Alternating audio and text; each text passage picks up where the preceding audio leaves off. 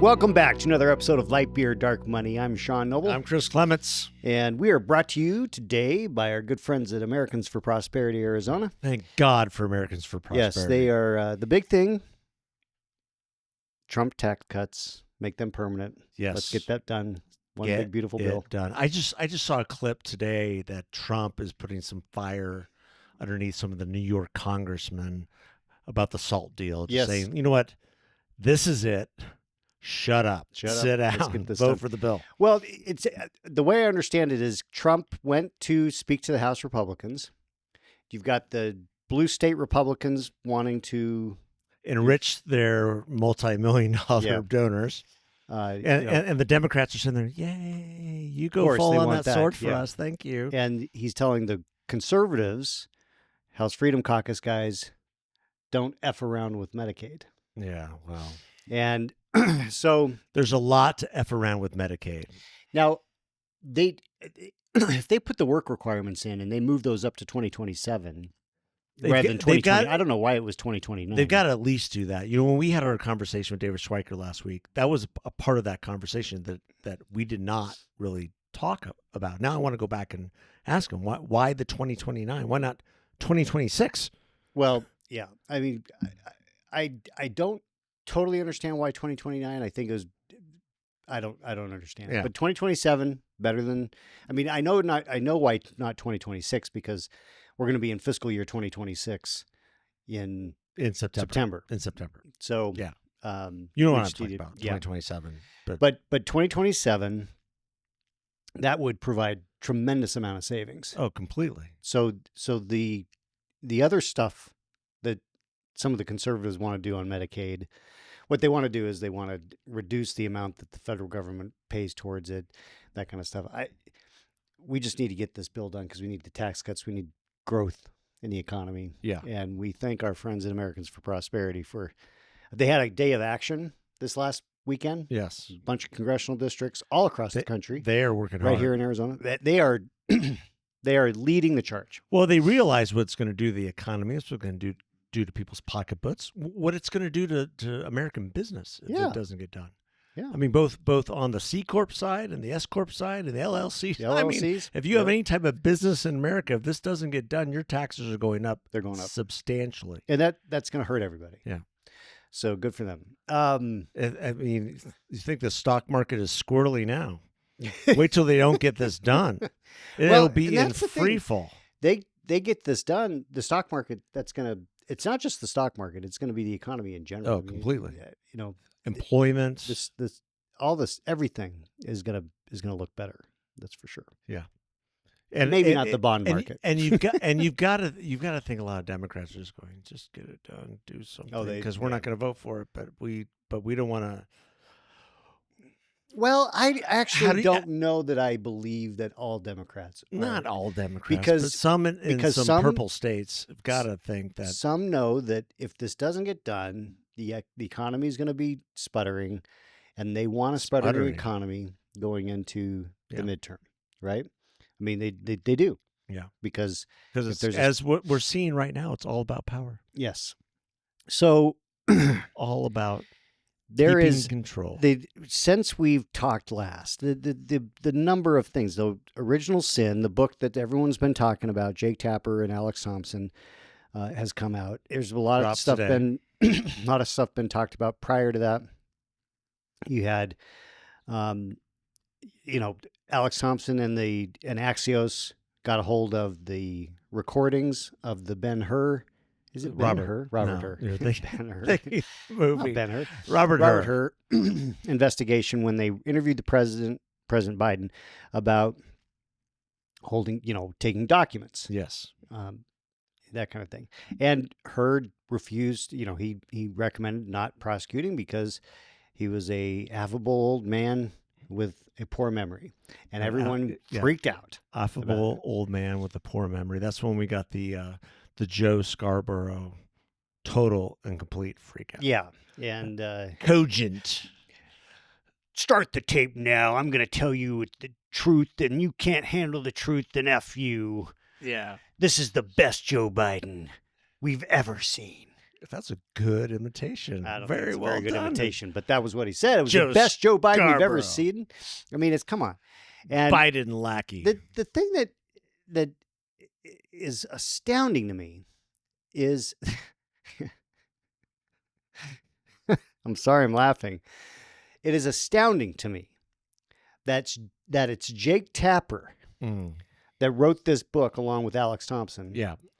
Because when it was Jake Tapper that was ridiculing people for trying to say that Biden had some cognizant he had problems. Laura Trump on a show at one time and just blasted her for repeating Republican talking points about the senility of one Joe Biden. Yeah, I mean, which was there for everyone to see. The guy who ran against Biden in the primary, remember him? Dean, can't remember his last name. The Democrat. Yeah, the congressman. Lasted about 3 months. He had him on and ridiculed him, saying, you may have people who, are shaking your hand, but I've heard plenty of people trashing you because of what you're doing. Yeah. Don't you think you're hurting the president? And Dean's like, dude, I'm just telling the truth. I'm saying what everybody's seeing. Yes. I am saying what everyone sees, and you all are too scared to report on. Right. Because you're nothing more than just Pravda at this point. And that's, I downloaded the book this morning when it dropped. I started listening to the introduction with one Jake Tapper, reading the introduction into my ears. And I got as far as introduction to the first chapter, which is like, I think the name of the first chapter is He's Totally Effed Us. Yeah. And I'm like, how many chapters is this? And do I have to really listen to Jake Tapper, who is a liar, who is part of the cover-up? Yeah. Might even be part of the latest cover-up of the latest revelations, especially if it's not in the book. Well, which the latest revelations, of course, is that Joe Biden inexplicably has stage 4 prostate cancer. So here's my thinking on that. This is just an amazing revelation that's just come out. Was that yesterday? Yeah, it's Sunday. They dropped it Sunday at 3 p.m. Eastern. So thereabouts. So but 2 days before this book hits. Well, but I actually think that the timing of this is interesting. I wondered if the timing was in response to the release of the audio recording. Could have been. Or if it was both, that they were going to time the release around the book release, but then the audio recording came out, so they went a couple days early. I think it could be reflective of the book release, because the thought I had is, you think you know everything, but you don't. Yeah. You didn't know about this. Yeah. No, I heard that perspective as well, that, you think you have it, but you don't have everything because you didn't have this. And it just seems inexplicable to me. This only adds more fuel to the fire. This is like, the forest is on fire. Let's put it out with some more gasoline, because all this does is confirm the complete and total smoke and mirror presidency that was Joe Biden. Well, because he had this cancer, obviously, when he was elected in 2020. Maybe, but he may have not known. I mean, and here's where I'm going to. Even Rahm Emanuel's brother on Morning Joe yesterday, basically, he wasn't under oath or anything, but it basically testified to that effect. Well, he had to have had it going into the presidency. Having it and knowing you have it are two different things. Oh, my goodness. No, I'm being serious, because my guess is they didn't test for it, because keep in mind, after age 70, you don't really test for it, right? That's the standard operating procedure on prostate. Once you hit 70, you don't really test for it. You're not paying attention, because you're like, I just saw Dr. Jellyfinger the other day. I mean, but you're not 70. I'm happy to say I'm fine. My PSA numbers are great. Yeah. But the point is, and this I had a pretty visceral reaction, And then I watched Scott Adams, famous for the cartoon Dilbert, announce the day after Biden announced that he has prostate cancer and he's likely going to die this summer. Yeah. And he said, I can see a situation in which Joe Biden didn't know he had it, that this happened quickly. But if he's having regular blood tests, whether you do the PSA or not, there's other markers in those blood tests that are going to tell them there's something wrong. If you're looking for it. There's physical issues too. There's another idea that one of the reasons that his infirmities, his mental acuity went downhill quicker is that he was actually under treatment. And that affected his mental stability. That could be, but I mean, now if he was a lot of questions. If they were treating him for cancer while he was president and we didn't know about it, that is a huge problem. Yeah. Now, there's Massive a lot of problem. there's a lot of things, the whole issue of Joe Biden's physical and mental condition while being president of the United States is deeply disturbing because of the cover-up of all of these issues and the glossing over that the media did, and now they're all, we were lied to. No, you knew. No, nobody was lied to because all of us saw with our very own eyes what was happening. If you look at what Siobhan Hughes at the Wall Street Journal, Fox News, there were plenty of journalists who were reporting the truth, of course, and being shouted out and ridiculed, but best Biden it goes to ever. Totally absurd. Cogent. The question is, okay, so what's the consequence? No, that is a big question. And what do you do? Well, you can't prosecute somebody for lying about this stuff. You can't, send somebody to jail. You can't, the most you can do is just shame them. And they should be shamed. The Democrats around Joe Biden, Joe Biden's family, and the media need to be shamed. And they need to be, but the media. But they have no shame. They have no shame. They have no shame. So shaming them does no good. So the lies after lies, and the liars who tell the lies.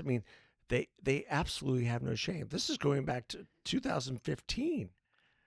Yeah. Joe Biden lost it after Beau died, and he used the whole Beau, that death as a crux for everything. Well, that's become the excuse of everything. Anytime he was criticized for anything, he would reference Beau's death. He died in Iraq, then he died in Afghanistan. No, he died of cancer, and he would use that as a way of deflecting any criticism that would come against him. And he did it with the Hur report too. Yeah. How dare he ask about my son? Well, it turns out that he didn't ask. He didn't ask. You brought it up, dude. He had another question, and you went off on a little tangent. Yeah. And got the dates wrong. Yeah. So I guess my whole point in all of this is that, there's a lot of righteous indignation. I get it. And, I have felt some of that myself, obviously. But what we've seen is the abuse of an old man. And it's self-abuse, yes, to some degree, because he's got an ego the size of Delaware. That dude. Well, and he's not a very kind man either. No, he had. Anyone who's had to deal with Joe Biden one-on-one in the United States Senate will tell you he's a big fat jerk. Yeah, he's crotchety and egotistical and a liar. Yeah. And it has been his entire 50-year career. And guess what? It didn't change. And Lady McBiden, if there's anyone who needs to be shamed more than anyone, it's her. It is. She is. The I heard her of all described yesterday as a ghoul, and I'm like, that's pretty accurate. This is gross. It is gross. If she truly, as it's said, written in the book, was the one pushing for all this time after time after time, was pushing for him to seek re-election. even though they knew if he had cancer at the time, they knew that's just criminal. But even though she saw how diminished he was for years and still pushed him. Yeah. Why? Because she wanted the power, she wanted the money, she wanted the fame. Well, let's I know this is, we typically do these hot takes at the end of our episodes, but since we're talking about the Hur report, we've got the audio now. Let's go to this clip that you wanted to talk about. Yeah, this references what we just talked about. Remember, in this time frame, my son is either been deployed or is dying, and so it was. And by the way, there were still a lot of people at the time when I got out of the Senate that were encouraging me to run in this period, except the president. It's not a mean thing to say. I mean, he just thought that she had a better shot of winning. Let's stop it right there for a second. So he says that Bo is either deployed or he's dying. Okay, well, there's a pretty wide time frame between when he was deployed and when he was dying. I mean, many, many years. He was an attorney general of Delaware for 2 terms. Yeah. So, and then when he talks about leaving the Senate, there were people, when I left the Senate, they were talking about running for president. He left the Senate in 2008. Yeah. To run for president, or 2000. I mean, his term was up in 2007 or 2008, but in 2007, to be Barack Obama's running mate. Yeah, so he runs in 2008, loses the primary early, and then gets selected as the vice presidential pick.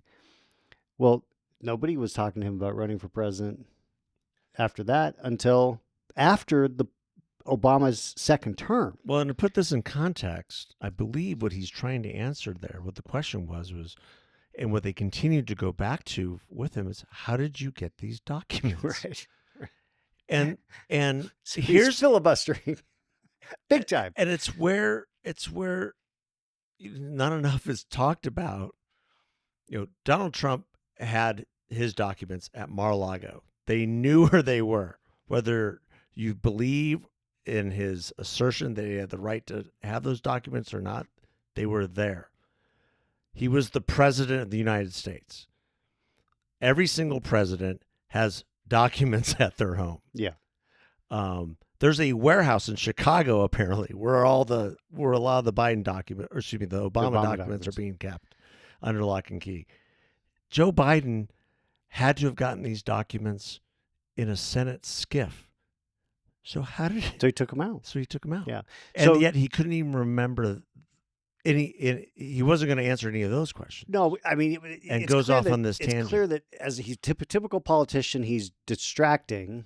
So he's going back to the Bo thing, as you point out, always using that as the crutch. But he's so out of it, he can't. He either deployed or dying. I mean, that's an 8 years like or a decade. 10 year. It's a decade difference. It's about a decade, yeah. Alex, go to the clip where he's doing the press conference after Hur's report. I'm the most qualified person in this country to be president of the United States and finish the job I started. Do you believe that, guys? Why are you confusing the names of world leaders? Thank you, everyone. Thank you very much. I did not share classified information. I did not share it. With your ghostwriter? With my ghostwriter, I did not. Guarantee you did not. But the special counsel said in the report that he did not say that. Okay. He did not say that. But Mr. President, let me answer your question. The fact of the matter is, what I didn't want repeated, I didn't want him to know, and I didn't read it to him, was I had written a long memorandum to President Obama why we should not be in Afghanistan. And I was multiple pages. And so what I was referring to, I said classified. I should have said should be private, because it was a contact between the president and the vice president as to what was going on. That's what he was referring to. It was not classified information in that document. So, I mean, if you recall the press conference, it was, he was in that press conference is when he's like, how dare he bring up Bo? Yeah, that was early in the press conference. So. But what the context of this question was, are you the right person to run for president at this time, given these infirmities and given the report, and what he said at the beginning was, I'm the best one for right now. And then there's all this back and forth about what he gave his biographer, what he didn't, which he had just boxes and boxes of classified information he was sharing unlawfully. Right. The whole thing is just, I'm starting to call the Biden presidency the smoke and mirrors presidency. It's just everything, any conspiracy theory that was thrown back as a conspiracy theory has now turned out to be true, almost on any level. Oh, COVID, on his mental infirmities, on anything, and now you can't help but be skeptical or just completely almost indifferent when they come out with this assertion that he received this examination and this diagnosis a week ago. It doesn't, and they know that the cancer is receptive to hormone therapy already. I've already heard people throwing water all over that. So you can't believe anything they say. Even, ladies and gentlemen, Joe Biden really has received a death sentence. Once you're stage 4 and the cancer enters your bones, your point about it's not a matter of, gosh, can we beat this? It's a matter of time. Yeah. And I'm speaking from experience. My father was diagnosed, with a brain tumor, which then we found out was lung cancer. But then when we did the scan, it was everywhere. It was in his liver. It was in his bones. It was everywhere. Now, he still wanted to fight it, and God bless him for that. But fighting it didn't extend his life. Yeah. It probably shortened it because he was gone 2 months later. Yeah. Joe Biden might have a couple more years if they're able to keep the hormone therapy going, and he might be able to enjoy his grandkids, enjoy his family and whatever, and God bless him for that. But this is just one more thing in a trove of lies and deceit from this administration. Yeah. I mean, it on things that the public should know. Well, they should have known. I mean, this was the president of the United States. His health and mental acuity are critically important to this nation. And it isn't appropriate to say it's none of your business. This is a private matter. No, if you're the president of the United States, you have foregone your privacy. Yes. You are the public figure. Oh, and by the way, and you've been in the public eye for 15 years. Well, and you've lived out your entire life. But it is very. This is par for the course for the Bidens.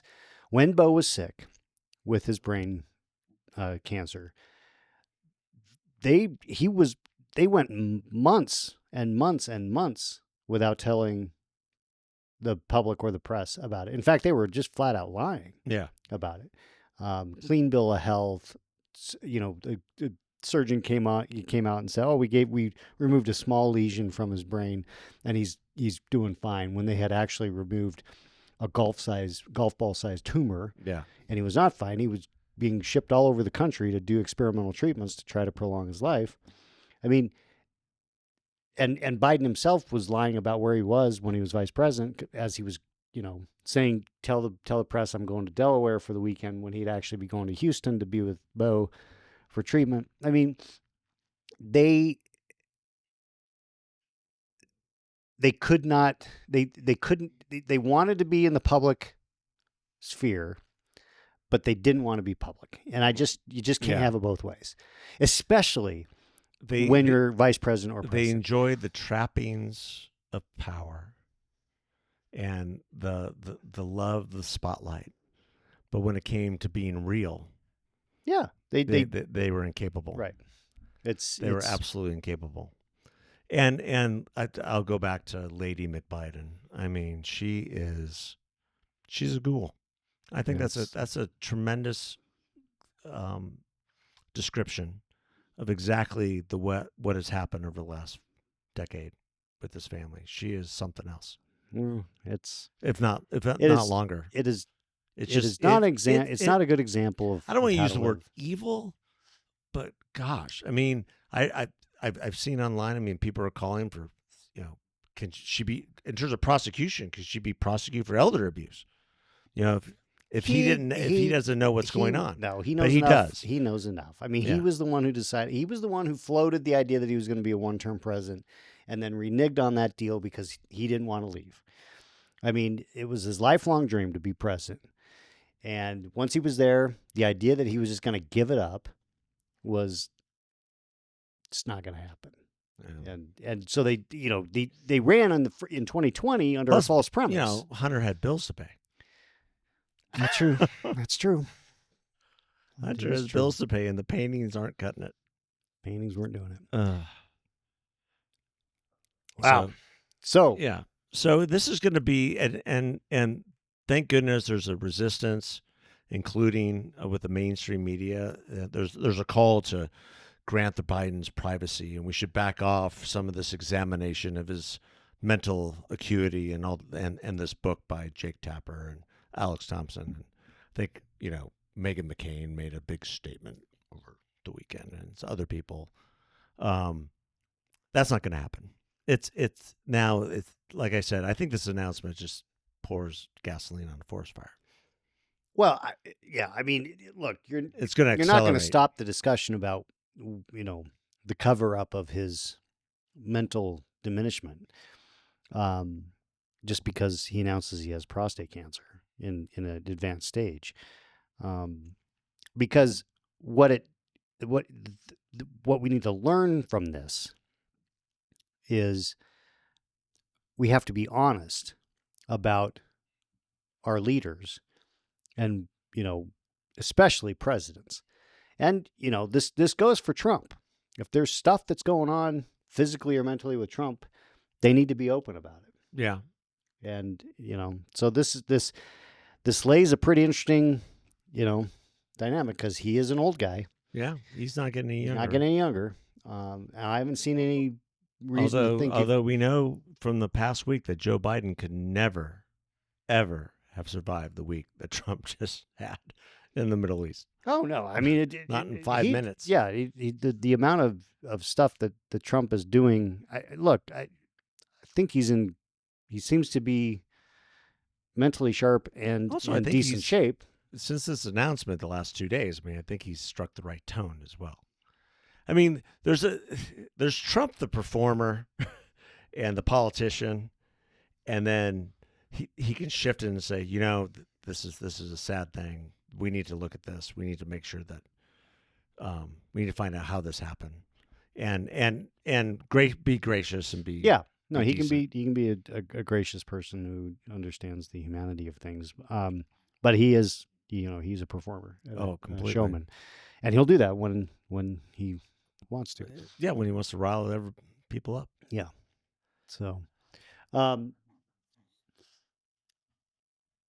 the latest on speaking of Trump, do you feel like there's real progress being made on the Ukraine-Russia deal? I mean, they had a conversation. No. Trump said he had a conversation. Do you? He says that I mean, he said that Pope Leo has agreed to host a settlement talks at the Vatican. Yeah, I was listening to that this morning. I know they had a 2.5 hour conversation, yesterday? Mm-hmm. And that was productive. I think the idea that Putin is just stringing Trump along and trying to wear us down so that we leave Ukraine or just leave Ukraine out to dry, I don't see that happening now that we have this minerals deal and a business deal in place. Trump's not going to just pack it up. Not going to walk away from that. No, he's not going to walk away from that. So that's a poor calculation if that's it. If the deal to be made is Russia's going to keep the territory that they had invaded back in after the Olympics I don't see that going away. The Crimea. The Crimea and parts of the Donbass. I don't see that going away. Most of the people there are Russian speaking and identify as Russians anyway. There's a deal to be had. It's a matter of who's going to blink first. Yeah. I think Zelensky has got the memo. Obviously, he was at the Vatican over the weekend for the installation of the Pope. He had a conversation with J.D. Vance. He also had an audience with the Pope. Vladimir Putin wasn't there. Nope. So I think he's trying to set the right tone after his White House meeting. It just depends, I think, if when Trump has had enough. And once Trump has had enough, he's going to tank Russia's oil markets. Yeah. And that's precisely what he should do. And then he's going to sanction all their oligarchs again. And all these guys are roaming around the world making all this money. Yeah. So that's gosh, I would have loved to have been on that phone call to hear what Trump, was basically telling him, and there's this back and forth. He's always very respectful of the other guy until he's not. Until he's not. Right. So Putin must have been very respectful towards him and very cordial and probably flattering, because he didn't come out of the conversation blasting him. Because if it was the other way around, there's no question that's a pretty good. That's a great point. You can tell that the other side did a sufficient amount of flattery to prevent enough platitudes to make Donald Trump's ego feel like it had been stroked, and then that a deal can be had. Yeah. Now, I love the idea of negotiating that deal at the Vatican, given the new Pope, American as he is. And also called for peace. And so we'll see, I guess. I mean, it'd be nice just to get the ceasefire done. That would be great. Yeah. If Putin would just do that. But I think Russia needs to feel some pain on their end. I agree with that. At the same time, these are not good people. Right. I don't hold Putin in high regard, and I don't hold Zelensky in high regard. So these aren't great people that we're dealing with here, and I think Trump is trying to, thread a needle here. Yeah. At least he wants to do something. At least they're talking. That was one criticism of the Biden administration that I thought was valid. Why aren't we talking to the Russians? Right. They have the nuclear weapons. You might want to talk to them. Yeah. And the Europeans are just on the sidelines looking in. I mean, you want to talk about people who are completely irrelevant. To the Keir conversation. Starmer this week became an immigration hawk. Have you read about this? No. He made this big speech to Parliament that we're going to start cracking down on illegal immigration. It's assimilating all these, for lack of Muslims mostly, people from India and people from Syria and people who are radicalizing our little island, and we're going to start shutting down our borders. Wow. Amazing. Well, they need to do something, because maybe it was like the 10 years of the mob gang rapes in Scotland that got your attention. Well, finally. one of the things that I have, because there are movements like they are trying to do Sharia law in portions of the UK. Yeah. And there was just an enclave shut down in Texas that they were trying to institute a community and run it through Sharia law. Astounding. Yeah. It's just insane. It's not an idle thing. Yeah. No, and it's something that we absolutely need to keep our eye on. Right. If Sharia law comes to this country, watch out. Well, we will have homegrown terrorism at a greater scale than we do now. And right now it seems to be localized really in Dearborn and other places in Minnesota.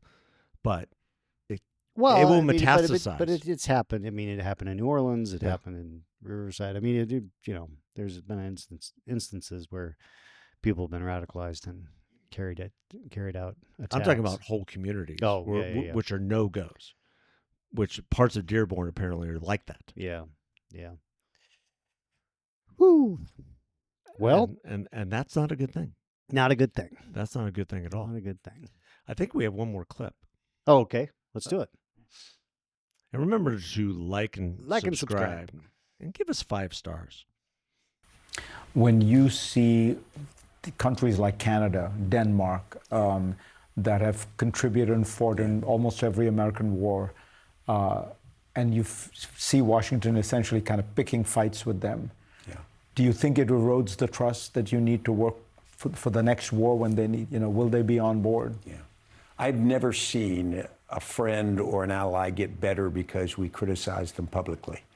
And if I think how I react when someone criticizes me or the United States publicly, I resent it.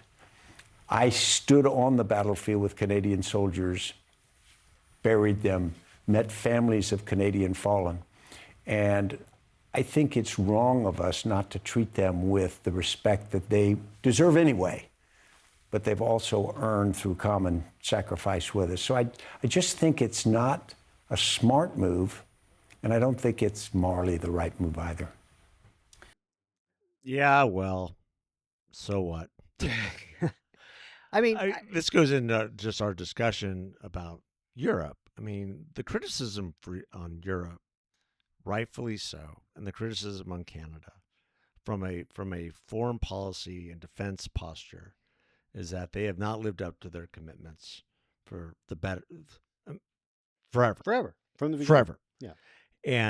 And Trump's criticism of them has been consistent in that regard. Right. So we have $37 trillion of debt. We cannot continue to be the world's policeman. And if the bankroll of the bankroll of your country. Right. I'm a broken record on this. 119 installations in Germany. 40,000 personnel, 40,000 troops in Germany, 80 years after World War II. Yeah. And that has propped up the German economy for those 80 years. Yeah. And for about Absolutely. 20 or 30 of those years, maybe 40, you can make it. That was probably a good investment. Certainly during the Cold War. Yeah. Is it a good investment today? Probably part of it, maybe half. I don't know. I don't know. I mean, that's the You know, thing. that, So that would be a great question for General McChrystal. yeah. General McChrystal, do you think we're getting our money's worth out of having, over 100 military installations in Germany? Or the same amount in South Korea? Yeah. Or, I think there's like 40 in Great Britain. We are the world's military. And it's one thing. I mean, as far as I know, Trump hasn't criticized Canadian military. No. He's criticized the tariff situation and the lack of payment towards NATO dues, basically. They've been under that doesn't have 2% any, I mean, for years. I don't, I think they're comparing apples and oranges here. But that's the way these guys are. CNN, and MSNBC. That's why you have Jake Tapper signing on to books. That's why you have So Jake Tapper I didn't. covering up the Biden acuity issue and then profiting on talking about the Biden acuity. I mean, it's like, come on. This is CNN. Yeah, exactly. The Clinton News Network. Yes. All right. The Cover Up News Network. The Cover Up News Network. Okay.